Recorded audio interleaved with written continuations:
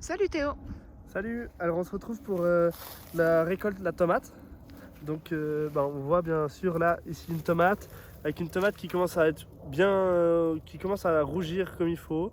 Et vu qu'il fait chaud, ça diminue beaucoup le fonctionnement de la plante. Donc on peut déjà récolter et puis en fait le fruit va continuer de mûrir une fois récolté. C'est ce qu'on appelle des fruits climactériques.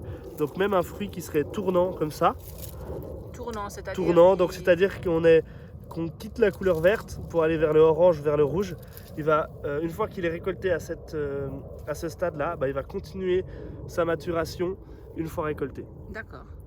Est-ce que ça altère le goût de les prendre avant puis les laisser mûrir Alors à la ça maison? altère pas le goût. Ce qui altère le goût, c'est de les stocker dans le froid. Par exemple D'accord. au frigo.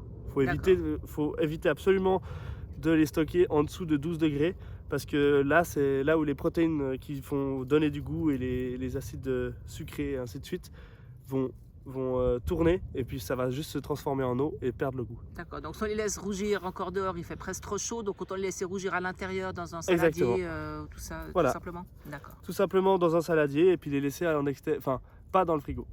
Ça c'est le truc. Donc après pour les tomates c'est assez facile à récolter. Il suffit juste de venir avec l'ongle et puis ça se casse tout seul. Parfait. Donc là on a une belle tomate et parfois on se retrouve avec des tomates qui sont comme celle-ci avec un cul noir. Donc c'est un manque de calcium à un certain moment qui a provoqué ça. Donc on peut simplement aussi la découper. S'il faut on peut laisser sur place et puis on voit que ensuite le cul noir il est inexistant. Il était là et il est inexistant là et on pourra manger tout simplement cette tomate facilement donc tout à fait à la maison. comestible. Ouais. Parfait. Exactement. Et ensuite on a encore des tomates d'une autre couleur. Par exemple les tomates zébrées ici qu'on voit et celles-ci sont mûres. Donc il ne faut pas attendre qu'elles soient rouges parce qu'elles le seront jamais. D'accord. Donc comment est-ce qu'on sait qu'elles sont mûres ces tomates zébrées? Celle-ci on sent bien facilement qu'elle est assez molle. Si on regarde une autre tomate zébrée ici, elle est plus verte et elle est vraiment très dure et elle est donc pas mûre.